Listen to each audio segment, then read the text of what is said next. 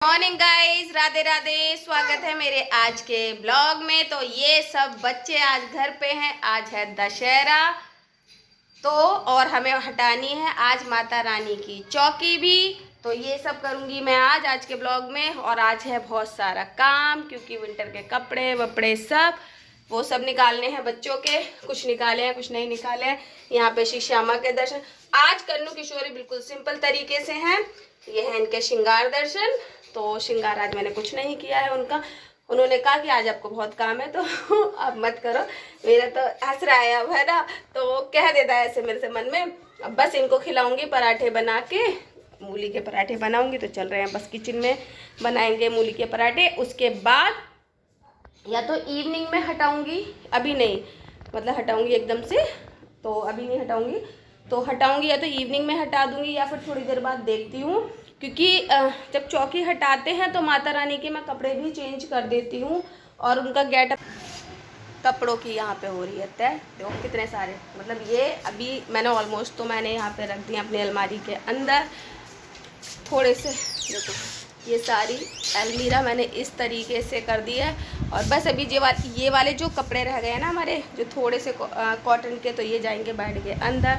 तो सारी अलमीरा वगैरह मैं कर रही हूँ क्लीन। और यहाँ पे जगह बना रही हूँ, स्पेस दिखाती हूँ। यहाँ पे स्पेस खाली कर दिया है एवरीवन। अब आ गई हूँ किचन में। तो किचन में बस आटा गूंदूंगी और दिखाती हूँ मूली की स्टफिंग। ठीक है, तो ये कर रही हूँ मैं यहाँ पे मूली के पराठे बनाने हैं। तो मैं स्टफ़ करके पराठे बनाती हूँ मूली के। तो बस उसकी स्टफिंग तैयार कर रही हूँ, ऑलमोस्ट डन हो चुकी है। और एक ट्रिक भी बताऊँगी मूली के पराठे ना फटने की, ये सब चीज़ें बताऊँगी ट्रिक कि आलू जो पराठे हैं फटे नहीं, मूली के किसी के भी बनाओ आप। तो बस हमें थोड़ा सा ये आटा लेना और इसके ऊपर करेंगे स्प्रिंकल।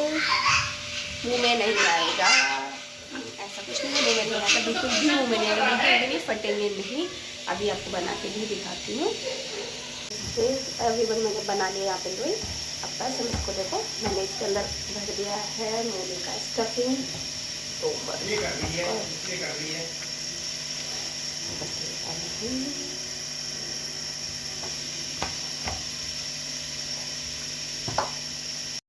तो हे एवरीवन, चलिए बताती हूँ कि आपको ये चौकी हमने माता रानी की 9 दिन लगाई थी।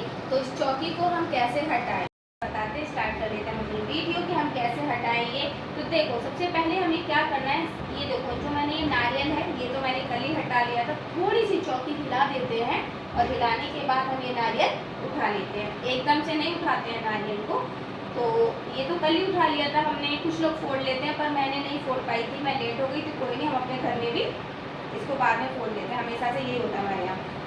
तो अभी यहाँ पे चावल होते हैं, ठीक है, हम चावल रखते हैं इसके ऊपर। तो इन चावलों को क्या करना है आपको, इन चावलों को आप घर पे यूज़ कर सकते हैं, अपना खाने के जो चावल होते हैं उसमें मिक्स कर लो, ठीक है। अगर वो कर सकते हो तो ठीक है, नहीं करने हैं तो ये इन चावलों को आप पूजा वाली जो हम अक्षत हर पूजा में यूज़ करते हैं तो आप ये वहाँ पे यूज़ इनको कर सकते हो।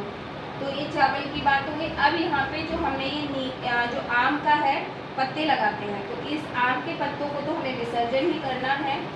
और यहाँ पे ये कलश में जो पानी है, इस पानी में देखो कुछ लोग क्या करते हैं सिंपल पानी रखते हैं, केवल उसमें सिक्का डाल देते हैं। तो वो इसलिए करते हैं, लौंग का जोड़ा डाला, सिक्का डाला और कर देते हैं। तो वो इसलिए करते हैं गाइस क्योंकि उसमें उन लोगों को पानी वो होता है 9 दिन बाद वो पीते हैं।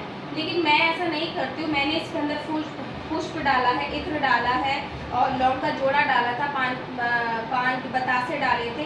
तो ये सारी चीज़ें मैं इसके अंदर डालती हूँ। तो मैं पीती तो नहीं हूँ इसको। तो हम क्या करेंगे, जो हमारा घर होता है सबसे कहते हैं ना सबसे सेफेस्ट पानी, मतलब गंगा जल के बराबर ही होता है ये।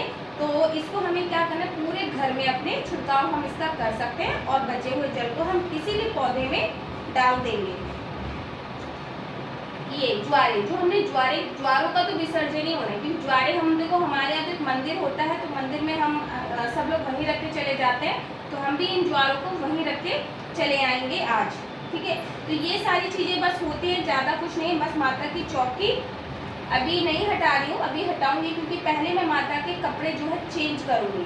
चेंज करने के बाद गेटअप उनका चेंज होगा, तभी अंदर मंदिर में हमारे विराजित हो जाएगी जैसे रहती है। बीच में देखा होगा आप लोगों ने मेरी वीडियोज में कि माता रानी हमेशा बीच में मैं विराजित करके रखती हूँ क्योंकि मेरी सबसे पुरानी तो जो विग्रह है कहूँ या मतलब तो पूजा में जिस देवता की सबसे पहले पूजा स्टार्ट करी तो मेरी स्वयं माता रानी ही थी। तो इसलिए माता रानी मैं सदैव अपने मंदिर में विराजित रखती हूँ और आप लोगों की रखनी ही चाहिए, ठीक है। आप बड़ी नहीं रख सकते, छोटी रख सकते हो, जैसा आपका भाव आप उस तरीके से कर सकते हैं ये सारी चीज़ें। माता रानी की चौकी पर सबसे ज़्यादा जरूरी होते हैं हनुमान जी। तो हनुमान जी तो होते ही होते हैं, तो उनको गणपति और हनुमान जी, तो सबसे पहले जब चौकी हटाएंगे तो सबसे पहले गणपति जी को अंदर लेके जाएंगे, क्योंकि गणपति के साथ रहती है रिद्धि सिद्धि। तो रिद्धि सिद्धि के बोलेंगे कि हे गणपति बप्पा, अब चलिए आप स्वयं हमारे मंदिर में, आपने 9 दिन तक यहाँ पे बैठे और अब चलिए हमारे अंदर मंदिर में विराजित होइए। तो पहले गणपति उठाने, एकदम माता रानी नहीं उठानी है, पहले गणपति जी जाएंगे, उसके बाद हनुमान जी जाएंगे और फिर जाएंगी हमारी माता रानी। तो इस तरीके से आप इस चौकी को हटाना है आपको, ऐसा नहीं है हबड़ तबड़ नहीं करनी है, आराम से हटाओ। 1-2 दिन बाद भी हटा सकते हो, पर आज डे अच्छा है, ट्यूजडे भी है। हम सारे भगवान जी को क्या करेंगे, मैंने सुबह नहीं हटाई थी, सुबह में लेट हो गई थी, तो मैं शाम में हटाऊंगी, इसलिए क्योंकि थोड़ा सा ये रहेगा, शाम में आराम से इनको निला मिला के कपड़े चेंज कर लूँगी और मंदिर में कर दूँगी इनको स्थापित। और यहाँ पे क्या करना है, ये सारी चीज़ें भी हट जाएंगी, बिल्कुल सिंपल, जैसे हमारा कन्नू बैठता है ना, वैसे कन्नू से बैठ जाएगा यहाँ पे। तो बस ऐसे हटानी है चौकी। चौकी हटाने में कोई भी बहुत बड़ा काम नहीं है। लोग बताते होंगे आप लोगों को बहुत सारी ऑथेंटिक चीज़ें, मतलब पता नहीं क्या क्या बता देते हैं, उन चीज़ों में नहीं फंसना है भाई। मैं तो बिल्कुल नॉर्मल तरीके से हटाती हूँ, क्योंकि हमारे यहाँ जो पंडित जी आते थे वो उन्होंने भी हमें इसी तरीके से बता रखा था। तो मैं बस वही चीज़ करती हूँ जो मुझे अपने भाव से, जो मेरे सामर्थ्य के अनुसार होती है। तो पूजा अपने सामर्थ्य के अनुसार ही होनी चाहिए, जो आपका सामर्थ्य है आप वही करें। अन्यथा दूसरों की बातों में आने से तो यह है कि बहुत सारी चीज़ें होती है तो हमारे साथ अच्छा नहीं हो पाता, उसके लिए शायद उसका लाभ भी नहीं मिलता होगा हमें, क्योंकि हमें नहीं पता कि हम ये चीज़ें भी कर रहे हैं तो कितना मिल रहा है नहीं मिल रहा है। सिर्फ अपने सामर्थ्य से और अपने भाव से अच्छी नियत रखें, ये सारी चीज़ें हमें करनी है। और माता रानी के पैर छू के कि हे जगदम्बे, आप चलिए हमारे मंदिर में पुनः विस्थापित होइए। तो बस ऐसा कह के रख लो माता रानी, कोई माता रानी मना नहीं करेंगी इस चीज़ के लिए। एवरीवन, हो गई है शाम, तो मैंने पूजा तो कर दी है, शाम की आरती वगैरह कर दी है, और माता रानी भी देखो यहाँ शिफ्ट कर दी है, कपड़े वगैरह उनके चेंज कर दिए। एक बार गेटअप दिखा देती हूँ माता रानी का, देखो पास से। तो ये ड्रेस मैंने इनको वेयर कराई है आज। तो कन्नू किशोरी ऑलमोस्ट अपनी जगह पहुँच गए हैं, पुवाली माता रानी अपनी जगह, और सब अपने अपने जगह पे यथास्थान उन्होंने ग्रहण कर लिया है।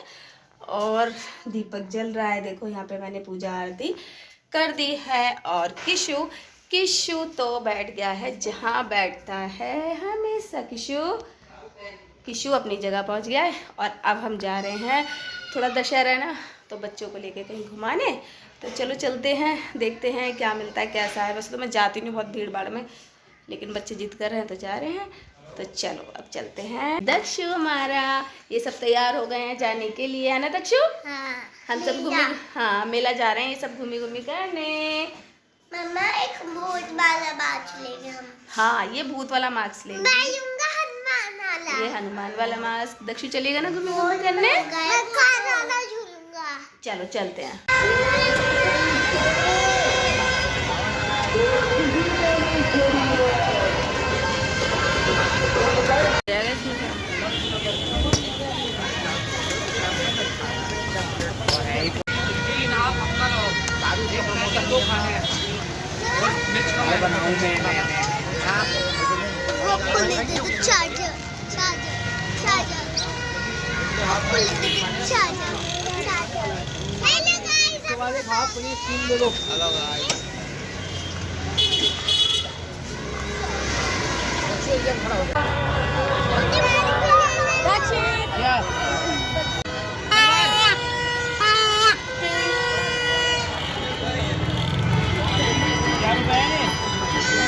धनुष से पूछ ये धनुष कितने का दिया है? धनुष 20 का।